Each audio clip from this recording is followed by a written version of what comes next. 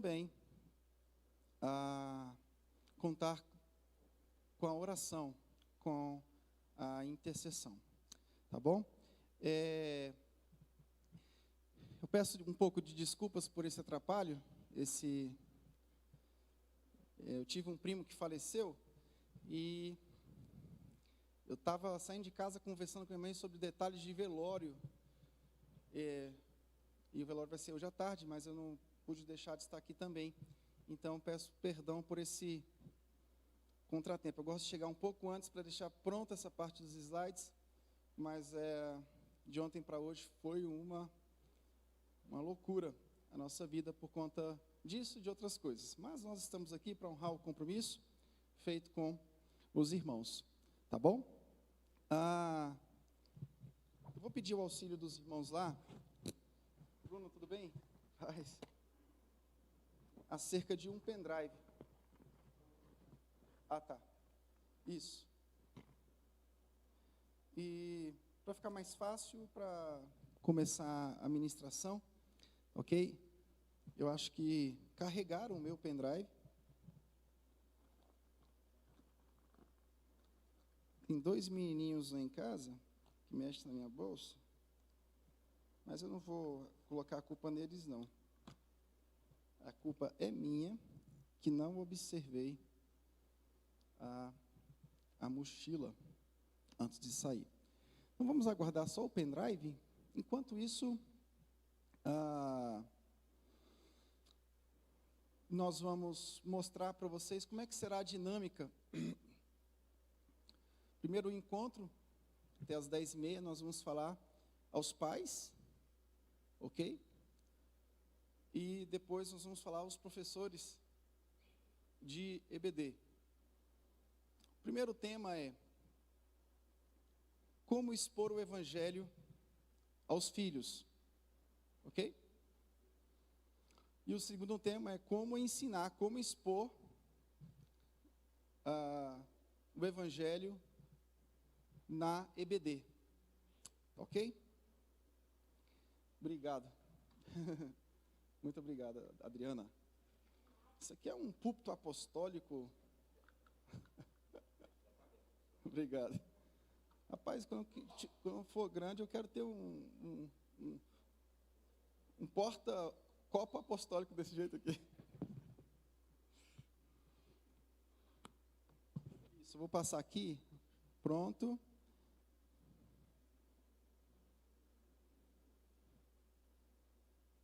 Muito bem. Está reconhecendo aqui. Vamos lá.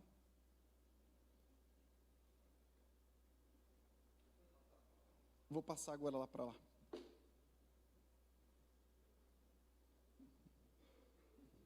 Não está reconhecendo o pendrive.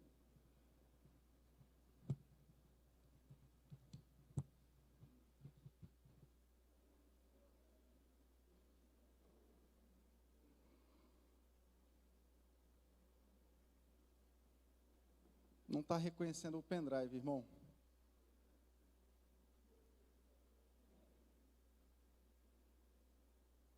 Será que o erro é meu?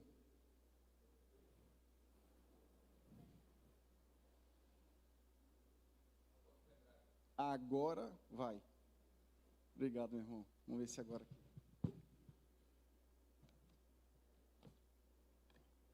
Esse pendrive aqui está com cara de ser profético, apostólico. Esse aqui veio com mais unção, irmão. Brincadeira. São 2 arquivos, os 2 arquivos, eles se chamam oficina.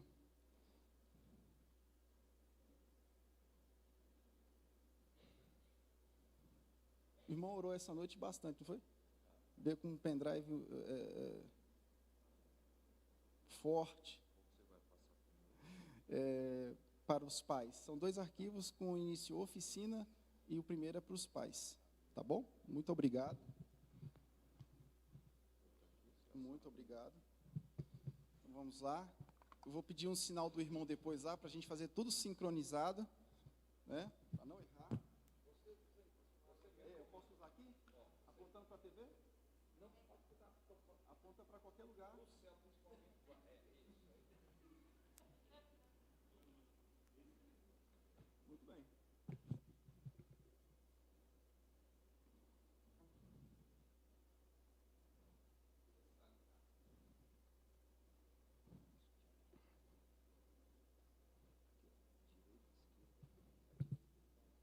Tranquilo, obrigado, pastor.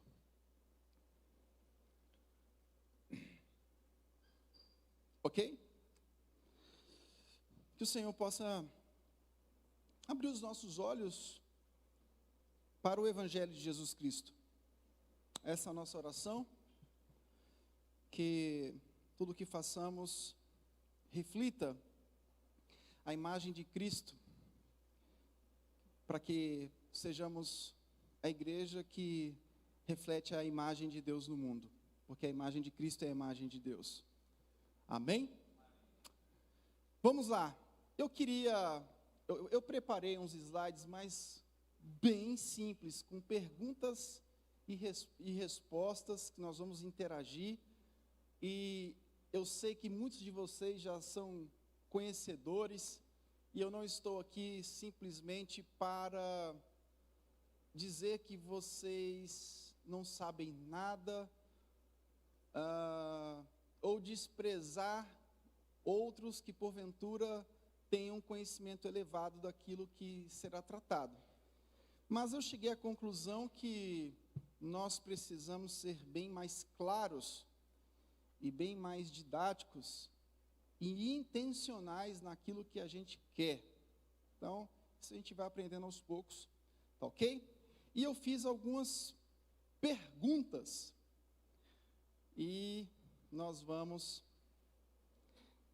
a partir dessas perguntas, construir aquilo que nós precisamos construir para essa manhã, tá ok? Me dá um sinal aí, irmão. Eu digo, é que ele falou para eu dar um sinal para ele lá, tá ok? Maravilha. Vamos lá então. Primeira pergunta que eu queria fazer é: o que é o Evangelho? Pastor, o senhor pega para mim esse material, por gentileza? Todo esse material que está aí, por gentileza. Só tem. Pode ser o óculos também, por gentileza, pastor. Carteira tem uns boletos bancários aí. Isso, obrigado. Então, o que é o Evangelho? Essa é uma pergunta simples.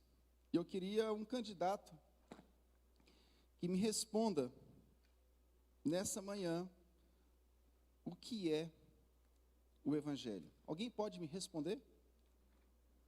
Conceituar o que é o Evangelho.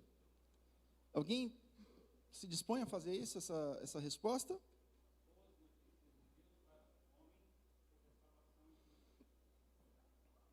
Muito bem. As boas notícias, uma resposta. As boas notícias, repete, meu querido. As boas notícias de Deus para a salvação, da salvação em Cristo Jesus. Muito bem. Alguém quer falar mais alguma coisa sobre isso? Diga lá, pastor Bruno.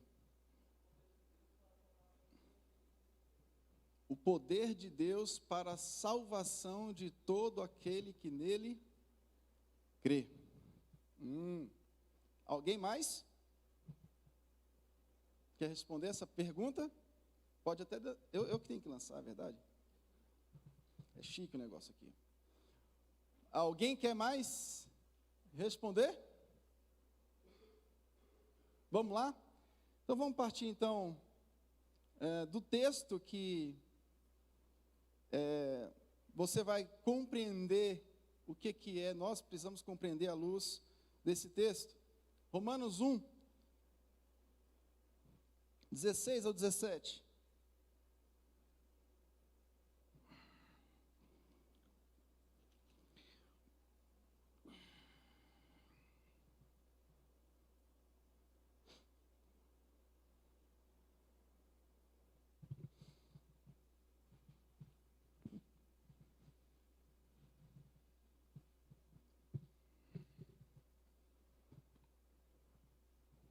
Diz assim, é o assunto da epístola, ok? A justiça pela fé em Jesus Cristo de Nazaré. Diz assim, pois não me envergonho do Evangelho, porque é o poder de Deus para a salvação de todo aquele que crê, primeiro do judeu, depois do grego, visto que a justiça de Deus se revela no Evangelho, de fé em fé, como está escrito, o justo viverá pela fé. Vamos lá. Eu quero, de forma bem clara, trazer o conceito do Evangelho a partir desse texto que centraliza todo o assunto da carta de Paulo aos Romanos, ok? É dividida em duas partes. Uma parte que vai tratar da justificação, do capítulo 1 ao capítulo 11, e a segunda parte, do capítulo 12 até o fim, vai tratar dos efeitos práticos daquele que foi justificado por Deus, mediante os méritos do que Cristo fez na cruz. Então vamos lá, vamos construir toda a linha de raciocínio, de ensino, do que nós precisamos ensinar os nossos filhos a partir da centralidade do Evangelho. Esse é o objetivo, tá ok? Bom, quando o homem peca, diante da criação e do mandato para a obediência, lá em Gênesis, e respectivamente a quebra daquele mandato de obediência ao Deus da aliança, o homem, conforme Deus havia falado para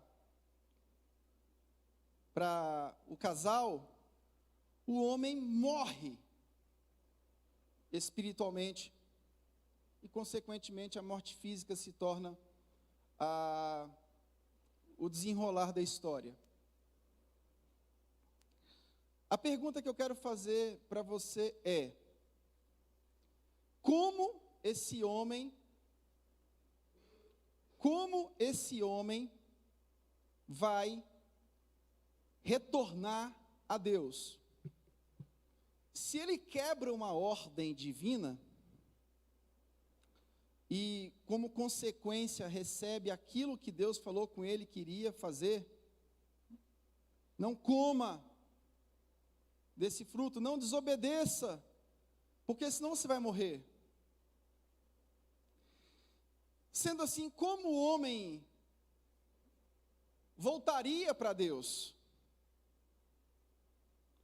Como ele retornaria para o Senhor? Será que restou no homem alguma capacidade? Restou alguma coisinha no homem que pudesse fazer com que ele voltasse para Deus? Por exemplo, eu identifico Deus na natureza, eu identifico Deus nas coisas criadas, e isso é suficiente para eu ter um conhecimento de Deus e voltar a me relacionar com Ele? Não, não é.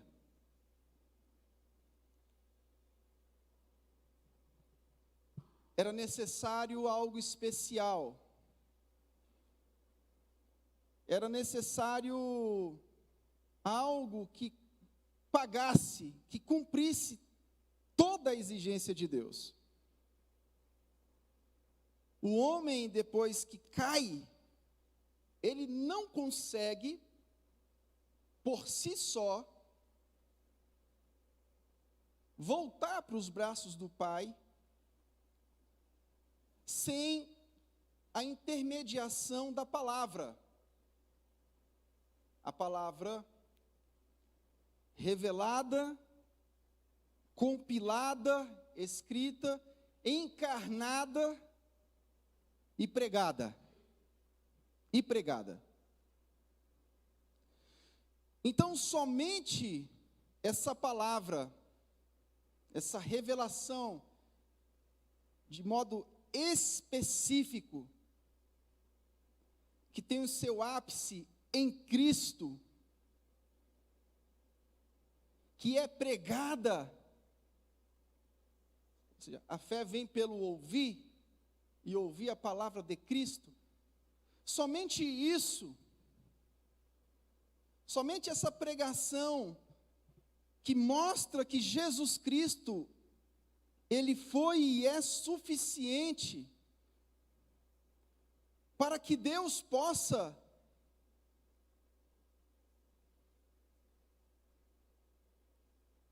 para que o poder de Deus possa nos alcançar e fazer com que a gente volte a se relacionar com Ele. O Evangelho é o poder de Deus para a salvação de todo aquele que crê. Significa dizer que o instrumento que Deus usa,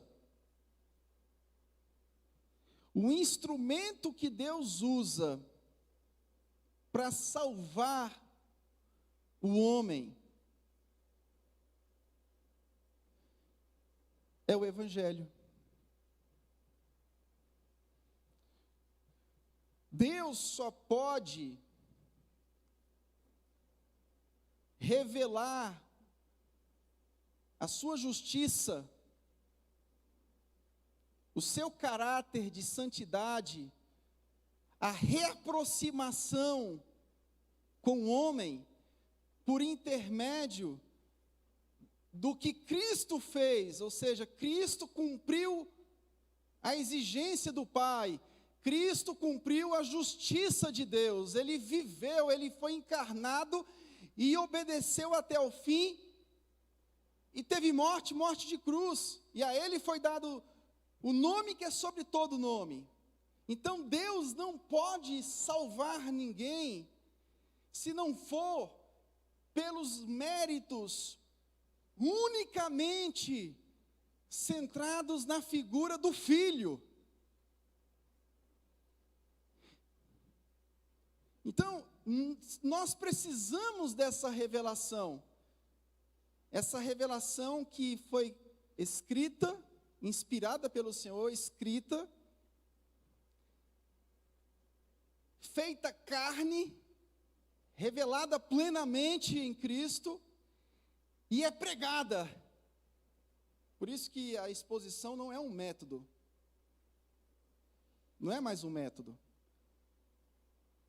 Quando eu exponho as Escrituras, eu estou expondo a palavra encarnada e revelada em toda a Escritura.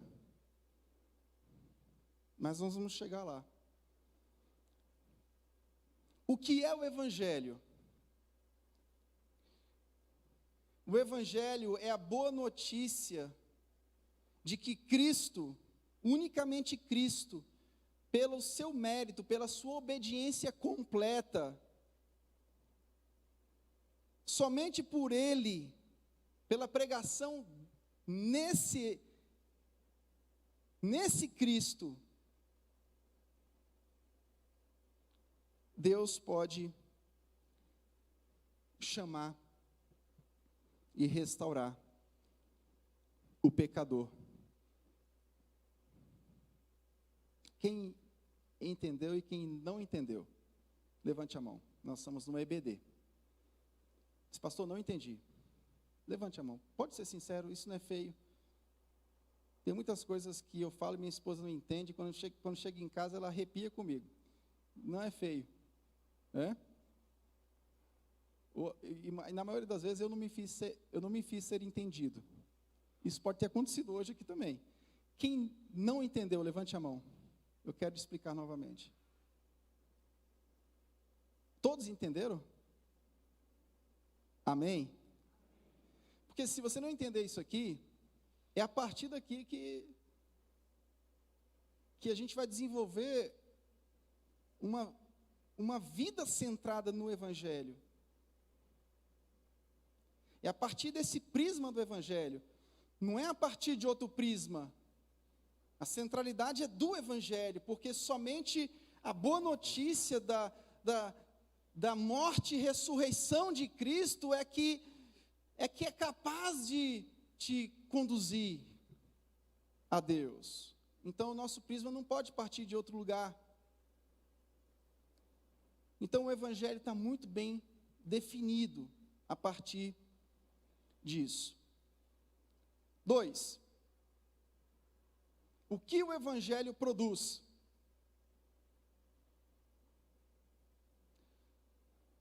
Então, nós partimos da definição de o que é o Evangelho. Você não poderia se achegar a Deus nem ao menos com 1% da sua bondade, porque com a queda não sobrou nem 1% de bondade do homem. Eu concordo, o Billy Graham foi um grande pregador, que eu tenho um respeito enorme, mas eu discordo do Billy Graham quando ele fala que 99% Deus faz e 1% nós fazemos. Porque quando Deus diz que não coma, que você vai morrer, morte é morte. Não sobra nada. Ou morte é meia morte.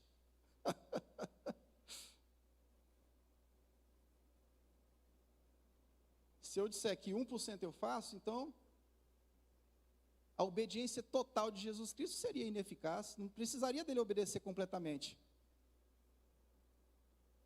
Se 1% eu consigo fazer para me achegar a Deus, então por que Cristo veio? Por que era necessário vir alguém e cumprir cabalmente a exigência do Pai? Pare para pensar sobre isso. Então, o que o Evangelho produz? O Evangelho produz, gera a igreja. A igreja é fruto do Evangelho. A igreja não é fruto de algum movimento. A igreja é fruto do Evangelho. A igreja é formada por pessoas que foram alcançadas através da loucura da pregação, a pregação do Evangelho, ou seja, a pregação de que Cristo, com a sua obediência completa, com seus méritos totais, é o único que pode te conduzir, fazer com que você volte aos braços do Pai, diante da condenação eterna, diante da ira de Deus. Somente os méritos de Jesus pôde trazer essa graça salvífica.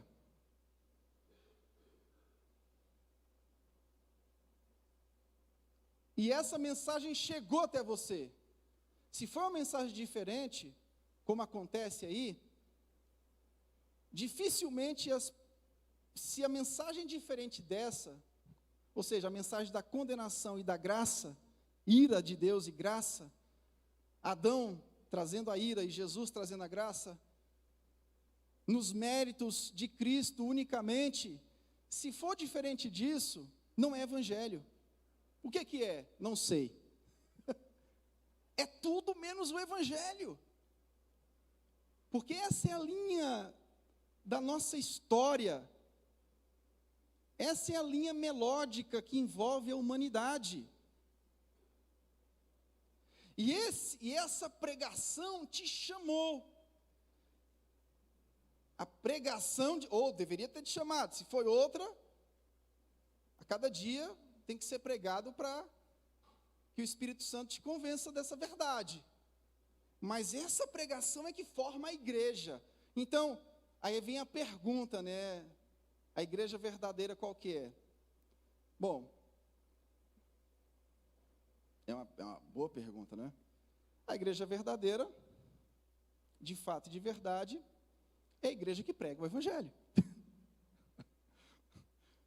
Não é a igreja da convenção A, a igreja da convenção B, a igreja da convenção C. A igreja verdadeira, dentre outros princípios que nós poderíamos citar, como a disciplina, como a administração correta dos sacramentos,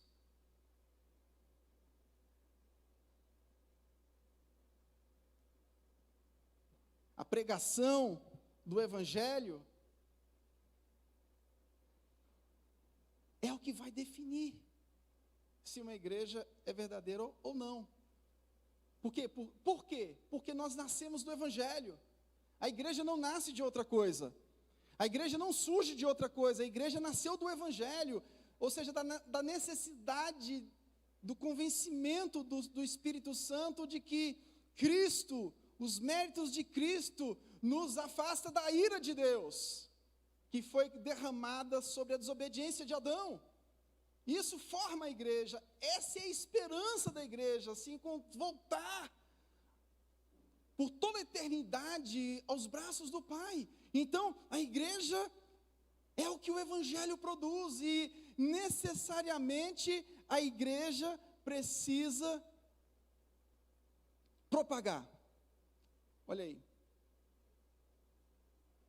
Se nós nascemos do evangelho, o que a igreja faz? A terceira pergunta. Propaga, discipula, disciplina. Tudo isso protegendo a reputação do próprio evangelho.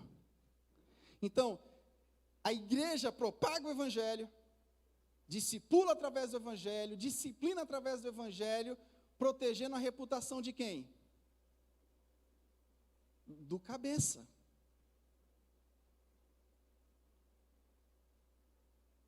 De Cristo. Então, você e eu ouvimos a pregação, somos discipulados, somos disciplinados, temos o desafio de passar isso aos nossos filhos, e é aí que está o grande problema. Quando as pessoas começam a falar, usando a Bíblia, sem a centralidade do Evangelho, elas começam a usar de Gênesis e Apocalipse textos isolados, que são pregados e ensinados com o objetivo de protegerem a sua própria reputação moral. E pregar o evangelho, discipular, disciplinar, cantar o evangelho, ensinar o evangelho, vai muito além de proteger o nosso sentimento moral. Quando você diz para o seu filho, filho, não faça isso, que isso é errado.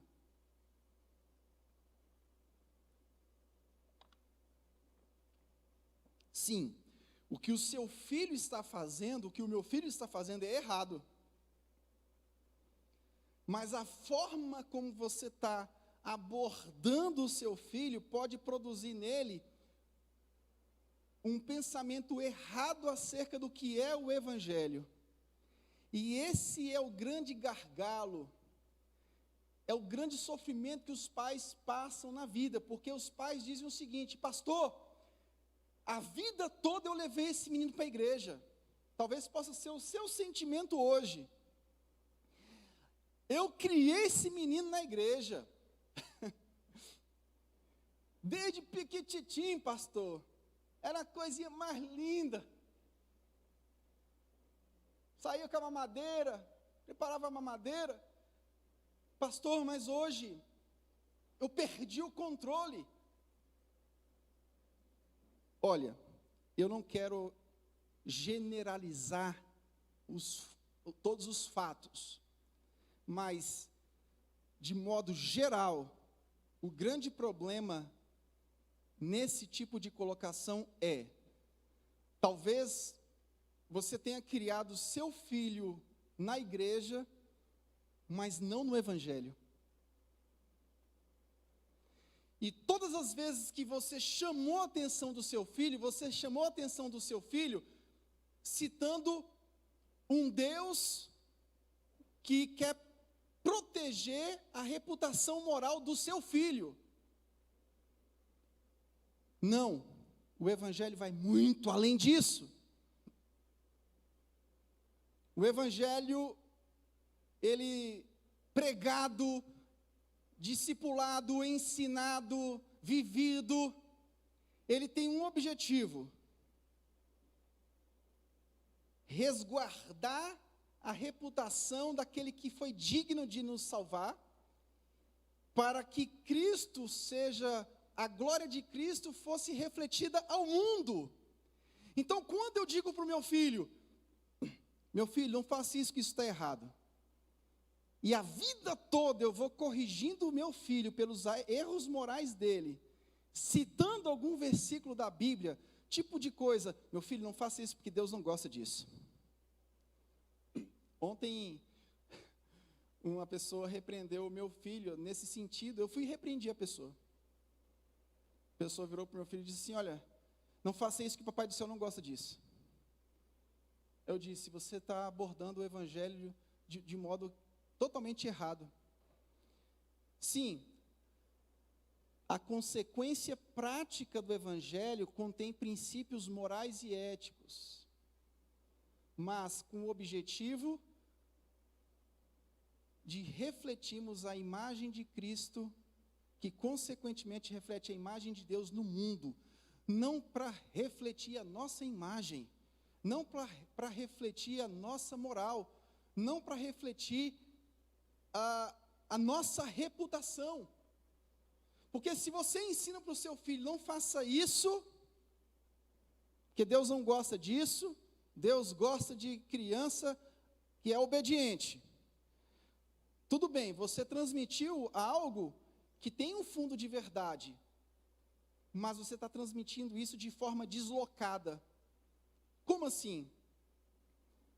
Você está criando uma expectativa de um Deus que está olhando para o seu filho e está aguardando no seu filho uma vivência, uma prática moral. E isso não é evangelho. Isso todas as religiões ensinam. Todas as religiões ensinam princípios morais e éticos. O evangelho é distinto. O evangelho vai muito além disso. Por quê? Porque quando eu digo para o meu filho, não faça isso, por trás dessa ordem que eu dou para o meu filho, tem um pano de fundo da história dramática da nossa salvação. Então eu tenho que deixar bem claro para o meu filho, olha, isso que você está fazendo é errado. Por que é errado? Porque quando Cristo alcança o nosso coração, quando Deus, através do que Cristo fez, alcança o nosso coração, tudo que nós temos que fazer é viver e refletir e ser e refletir a imagem de Cristo, para que Deus seja glorificado no mundo. Então, isso que você está fazendo não glorifica a Deus. Muda a figura. Por quê? Porque o seu filho, muitas vezes os filhos, eles vão crescendo com uma imagem tão distorcida do evangelho, que ele começa a compreender que ele não tem capacidade moral de agradar a Deus. E ele tem razão. E ele tem razão. Ele vai crescendo e vai falando assim: rapaz, essa mensagem é pesada. Eu tenho que fazer isso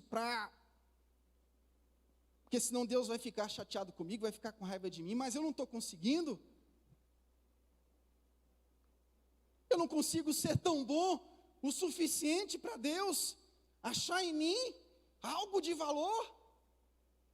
Esse é o pensamento dos nossos filhos. E eles vão calculando isso com o passar do tempo e vão dizendo: por enquanto eles conseguem me levar para lá, mas quando eu completar os meus 18 anos, ou antes disso um pouco, eu pico a mula. Esse negócio é pesado demais. E você sabia que o seu filho ele tem razão? Esse ensinamento é muito pesado, porque é um ensinamento distorcido do Evangelho. Você está inculcando na cabeça do seu filho que Deus precisa olhar nele e enxergar nele um exemplo moral. O Evangelho não fez de nós exemplos morais. O Evangelho fez de nós e faz de nós, até a volta de Cristo, homens pecadores com a capacidade dada pela regeneração do que Cristo fez na cruz, de vencer o pecado diariamente pela santificação.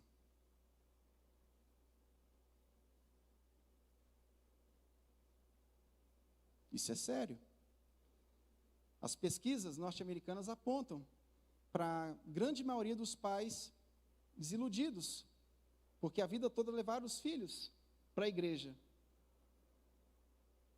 Mas pelo fato, eu tenho convicção que em algum caso ou outro existe uma exceção. Casos onde realmente o Evangelho foi pregado e houve uma clara rebelião, é o que diz o contexto de Romanos 1, os versos anteriores. O Evangelho, ele pregado, ele causa duas coisas, ou ele traz ou ele divide. A vinda de Jesus causou isso. Mas isso aí eu quero usar como algo que é possível. Mas na maior parte dos casos, nós vamos identificar o ensino errado. Eu vou te dar um exemplo depois em Gálatas. Nós vamos exemplificar para a sua cabeça sair daqui boa para trabalhar isso com os filhos. Alguma dúvida sobre o que eu falei agora? Diga, meu querido.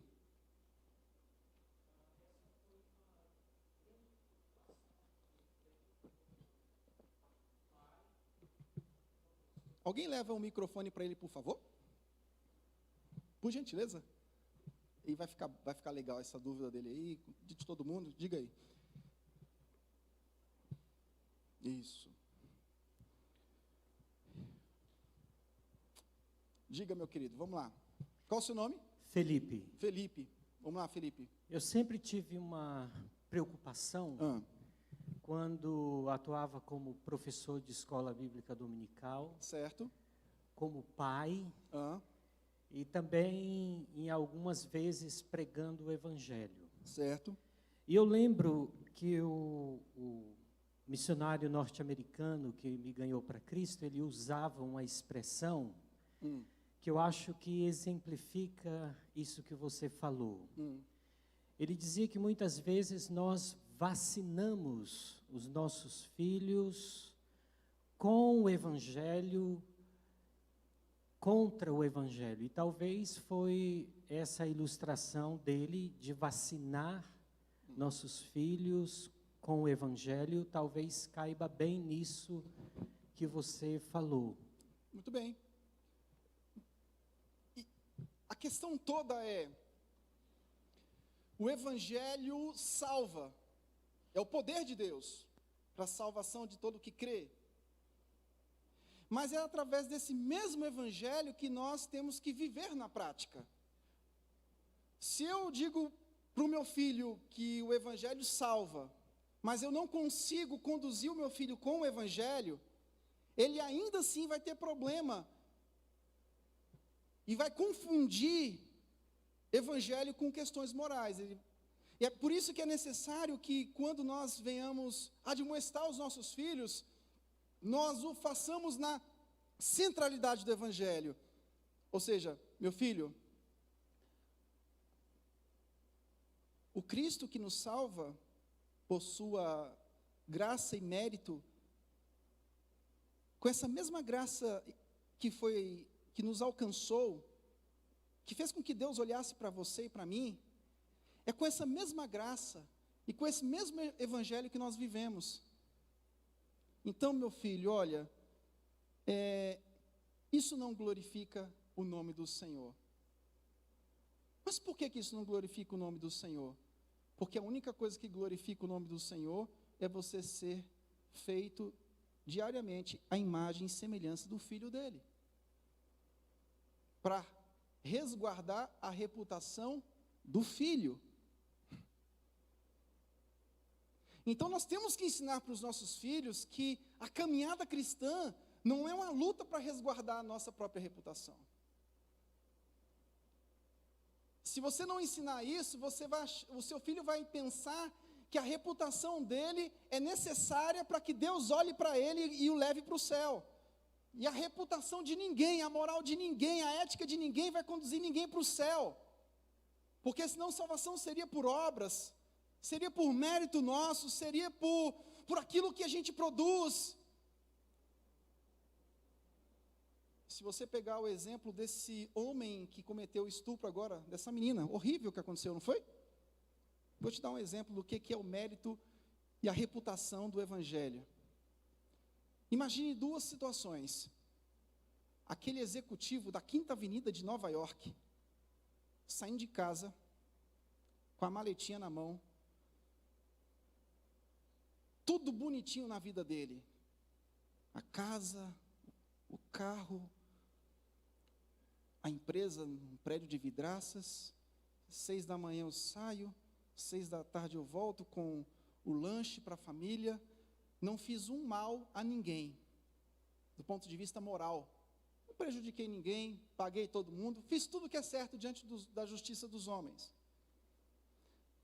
Por outro lado, você imagina esse cara, eu estou falando isso porque para gerar repulsa no seu coração, para você entender o que é o Evangelho. Esse cara aí que estuprou várias pessoas, que são atos horríveis, que precisam ser corrigidos pela justiça da terra. E você pega esse outro caso, desse cara que estuprou várias mulheres, você coloca esse executivo ao lado desse cara.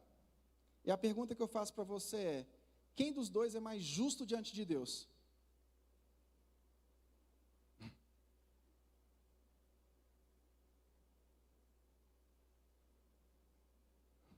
Qual dos dois estão condenados diante de Deus? Todos dois. Se o poder de Deus, pela loucura da pregação do Evangelho, não chegar no coração deles. Os dois estão condenados da mesma forma e os dois carecem. Romanos 3:23. Todos pecaram e carecem da glória de Deus. Eu fiz essa ilustração dramática para vocês, que mexe lá no fundo da alma, para explicar para vocês que o Evangelho é muito mais do que moral, porque se o Evangelho fosse, se nós chegássemos até a Deus através da nossa moral, esse homem que estuprou nunca seria salvo. É por isso que quando eu ensino os meus filhos, eu tenho que passar distintivamente o que é o Evangelho, para que ele não cresça confundindo o Evangelho com moralismo. Se a nossa salvação dependesse de 1% do que esse homem fazia, ou do que esse homem pudesse fazer, ele estaria frito, ele jamais seria salvo. Esse aí, o último que aconteceu, daquela mulher que pegou carona.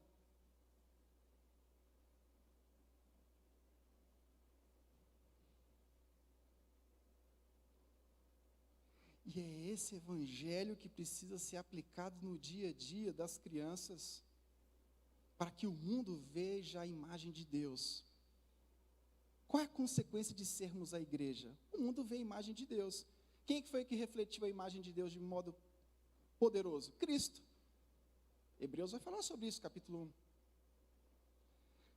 Então, a prática cristã, o ensino cristão aos filhos, aos adultos, aos jovens, aos adolescentes, é o mesmo. O que ensinar a criança? O que ensinar a um adolescente? O que eu vou ensinar a um adulto? O que eu vou ensinar aos empresários? O que eu vou ensinar aos meus empregados na fábrica? Não existem duas mensagens. Existe uma única mensagem. E essa única mensagem, ela deve ser passada.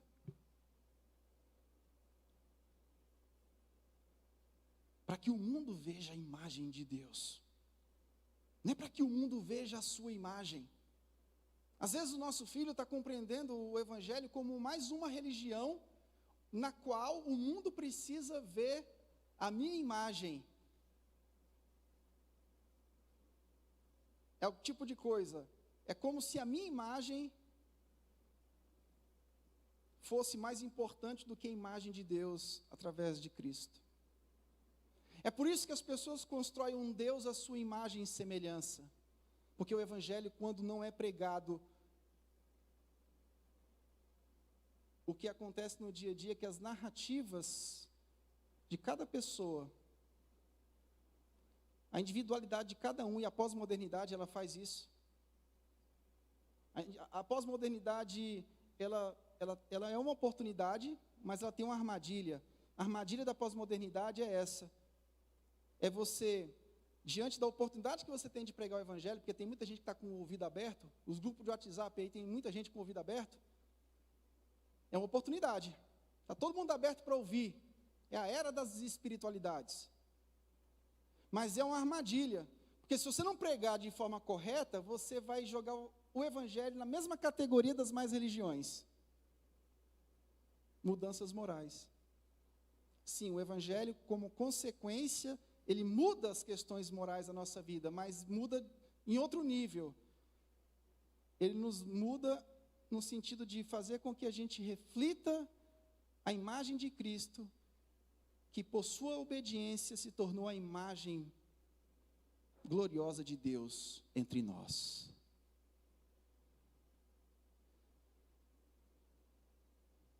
A consequência de sermos a igreja é o mundo ver a imagem de Deus. Não é o mundo ver, olha o quanto eu sou bom e o quanto Deus está feliz comigo. Deus está feliz com você agora, nesse minuto. Daqui a pouco ele fica triste de novo, porque a sua maldade vai, o Lutero dizia, né, o santo pecador. Deus fica feliz um segundo, depois no outro segundo ele já fica triste com você. Então não se glorie disso, você não pode se gloriar disso, porque até a volta de Cristo, quando o que é corruptível se revestir da incorruptibilidade, você e eu precisaremos desse mesmo Evangelho, desse mérito de Cristo, para expressar a glória de Deus ao mundo. Então, meu querido, seja na salvação ou na prática cristã, tudo reflete o mérito e a suficiência de Cristo, pregado em toda a Escritura Sagrada, para que Deus seja glorificado. Você não pode se gloriar de nada disso.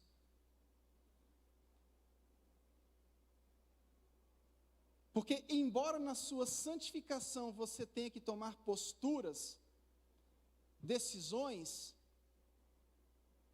no processo da santificação você tem que tomar decisões, nem mesmo em relação a essas decisões que você tem que estar tomando, você pode se gloriar.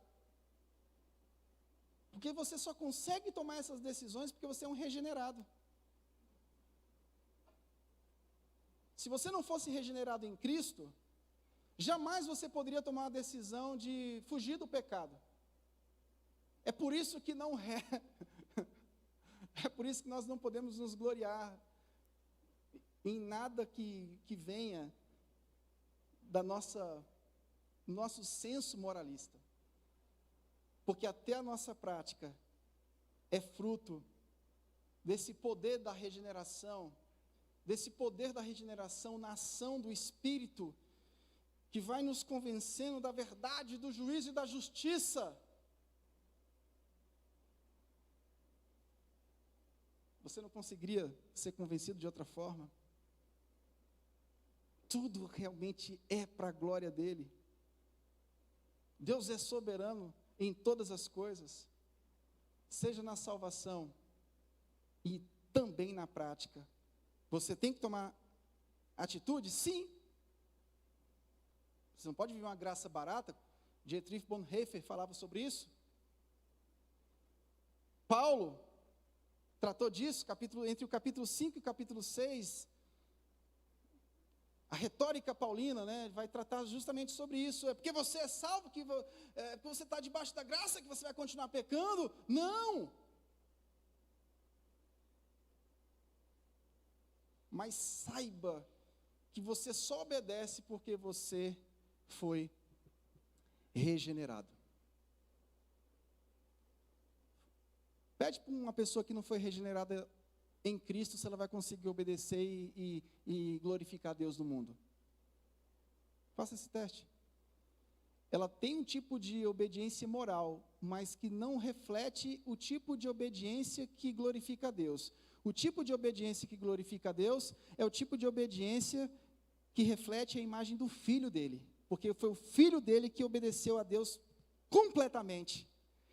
É por isso que a nossa obediência, a moral não salva, porque ela não consegue alcançar o padrão que somente Cristo alcançou. Quem me compreende? Quem tem dúvidas do que eu citei agora? Estou ficando preocupado com vocês. Ou vocês estão sabendo de tudo, ou quando não tem dúvida, a gente fica preocupado. Quem tem dúvidas acerca dessa questão do evangelho e do ensino moral? Alguém está com dúvida? Pode levantar a mão. Alguém pode, então, me definir a diferença do evangelho e do moralismo? Alguém pode ficar ali de pé e fazer essa definição? Diga, meu irmão. Sim, pode ficar à vontade, meu querido.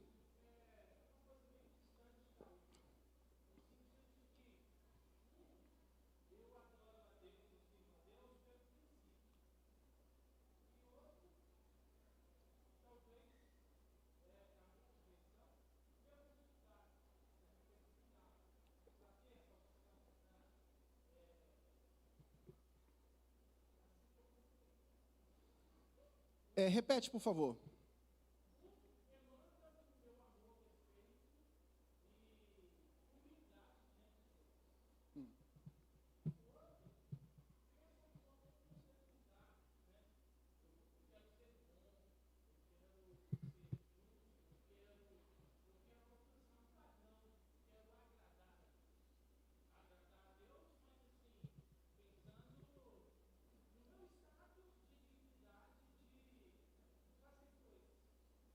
Sim.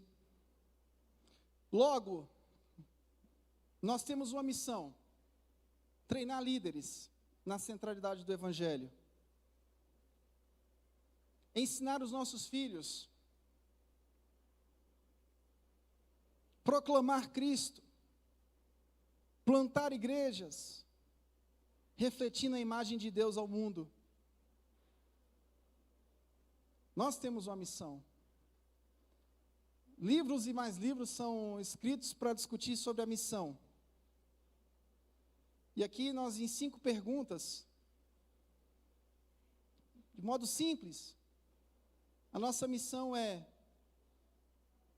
já que nós fomos alcançados pelo poder de Deus, através da pregação do Evangelho de Jesus Cristo, então a nossa missão é treinar líderes para que preguem dessa mesma forma. É ensinar os nossos filhos para que eles cresçam na convicção de que o que eles precisam fazer não é simplesmente se mostrar bons diante de Deus, mas refletir a imagem de Cristo para que Deus seja glorificado ao mundo. Plantar igrejas que pregam o Evangelho, independente da placa.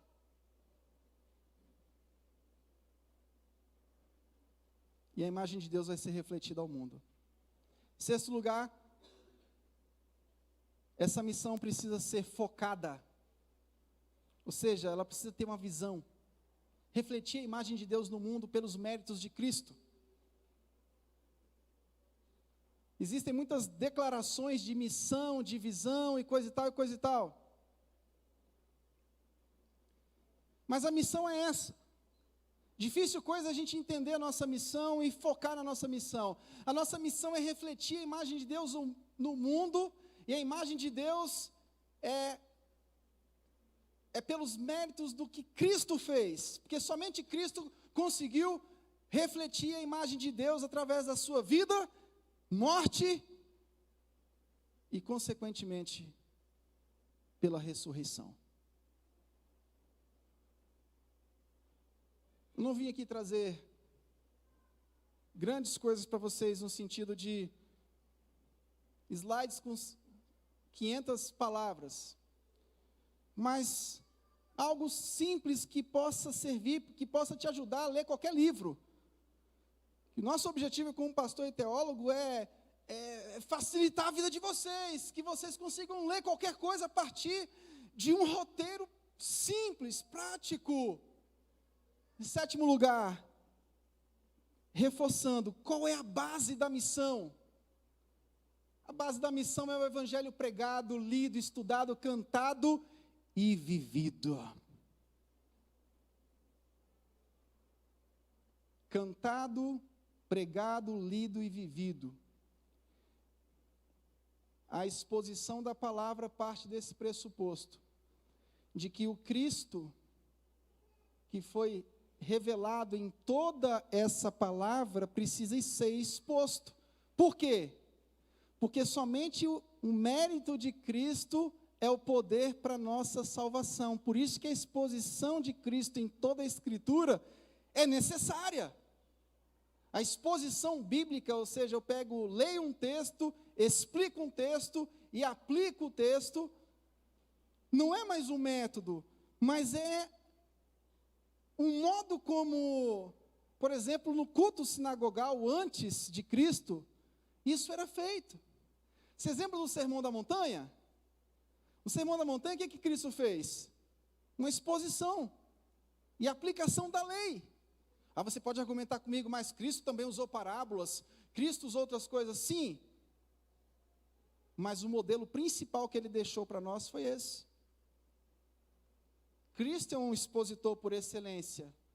Nós nunca conseguiremos ser expositores isentos de erro. Existe aí, tem algumas falsas premissas, né, de que os expositores bíblicos se arrogam de serem homens que vão expor e serão isentos de erro e vão falar com tamanha fidelidade que não é esse o propósito da exposição. Mas é seguir um modelo do mestre. O principal sermão de toda a Escritura é o Sermão do Monte, e foi expositivo.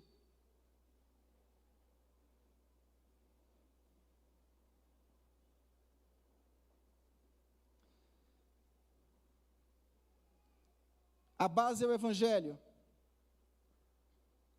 Recapitulando, eu fiz alguma coisa aqui, irmão. Fiz besteira aqui.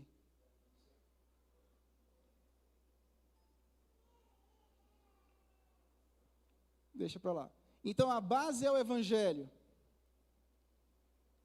A missão, enviar e plantar igrejas que pregam o Evangelho.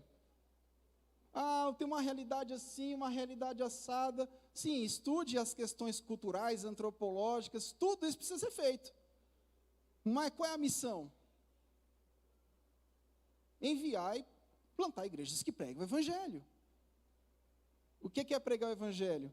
É mostrar que somente o que Cristo fez é a base para que Deus exerça o seu poder salvífico na terra, com o fim de que o nome dele seja glorificado.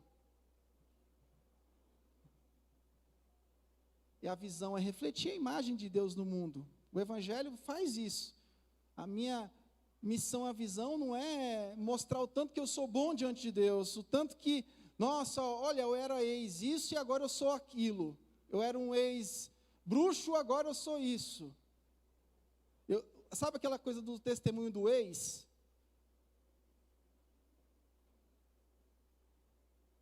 Não, antes eu não refletia, eu não lançava a glória de Deus no mundo pelo que Cristo fez, e agora, pelos méritos de Cristo, eu consigo glorificar a Deus no mundo.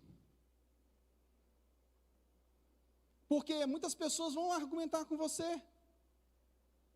O seu filho vai falar com você, mas pai, o meu coleguinha é de outra religião que não é cristã, e lá ninguém faz coisa errada. Por que o evangelho precisa ser exposto? Porque há uma confusão religiosa. O colega do seu filho, ou o seu colega de trabalho, ele vai chegar para você e vai dizer o seguinte: cara, eu não preciso de Cristo, porque eu não faço nada de errado.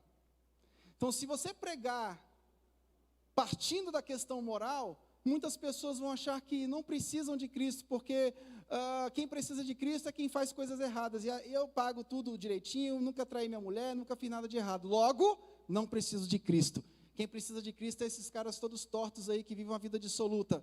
Logo, não preciso de Cristo. Isso é sério. Se você não tiver uma base expositiva no Evangelho, você vai ter dificuldade na missão, você vai ter dificuldade de plantar igrejas, você vai ter dificuldade de criar o seu filho, você vai ter dificuldade de falar para o seu amigo na empresa que você trabalha do Evangelho.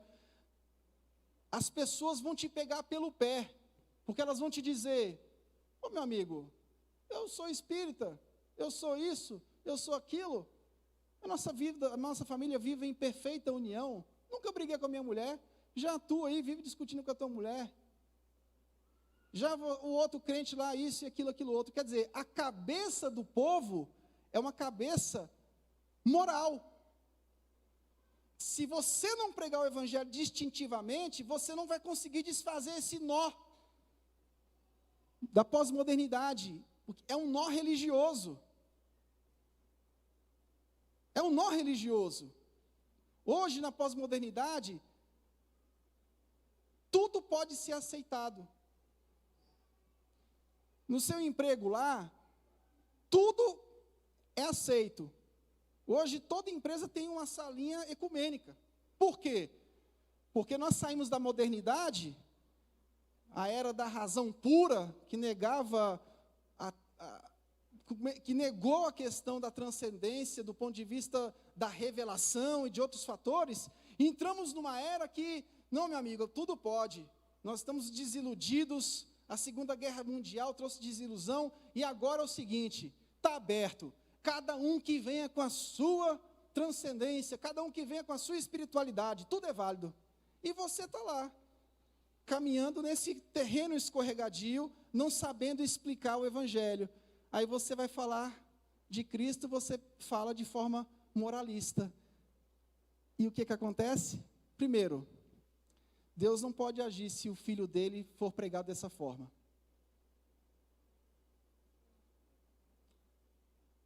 A pregação, ela precisa refletir o que Cristo fez, mostrando quem o homem é, a condenação que ele está sujeito e o único meio de graça por intermédio de Cristo que pode salvar.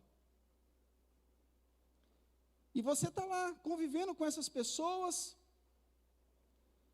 e você chega na igreja cheio de dúvidas. Rapaz, eu preciso ir para a EBD, rapaz, eu fui evangelizar o fulano, levei uma surra.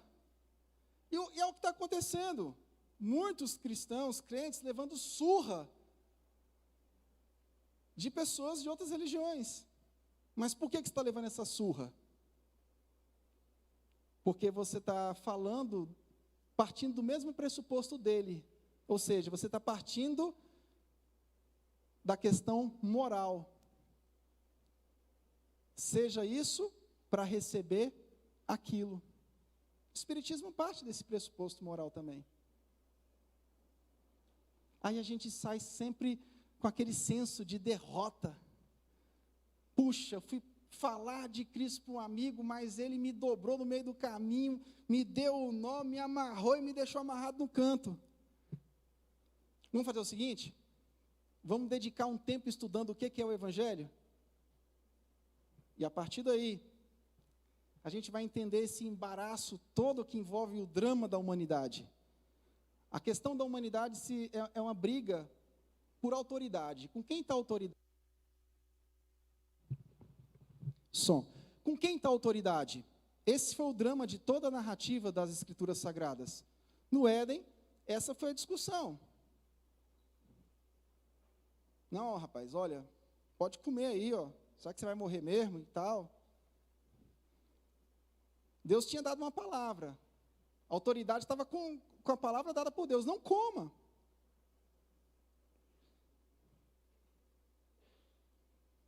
A história gira em torno dessa pergunta: com quem está a autoridade?